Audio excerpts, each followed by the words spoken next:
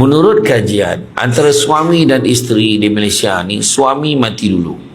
Jadi layan suami dengan sebaik-baik, jangan kasar-kasar. Faham? Kadang-kadang kehendak dia tu yang pelik-pelik tu, tunaikan je. Kita tak tahu itu hari terakhir dia. Ni cakap betul ni. Layan baik-baik, ini kasarnya. Di mana? Lambat balik. Allah ada salah. Suami malam tu imam ajak mengaji, malam ni kita mengaji. Boleh ke mam? Saya ni tak pandai. Tak apa, kita belajar. Seronok tak ngaji? Seronok. Lepas isyak ngaji lagi. Lepas isyak ngaji sampai 9.30 je. Imam tu kata cukup lah. Lesen saya pun sampai 9.30 je. Imam tu pula.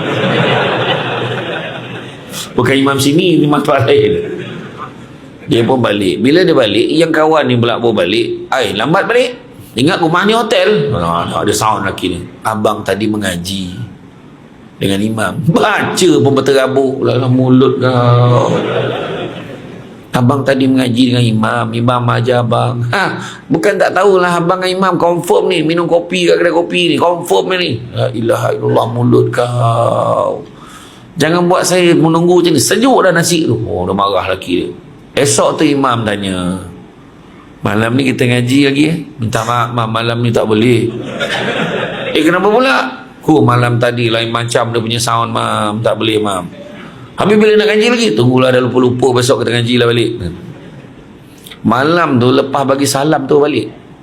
Assalamualaikum warahmatullahi, Assalamualaikum warahmatullahi. Terus balik. Sampai rumah, Assalamualaikum. Salam. Awal balik, tak semayang ke? Tak semayang kata. Tengok, itulah mulut menyakitkan hati suami, pandai betul.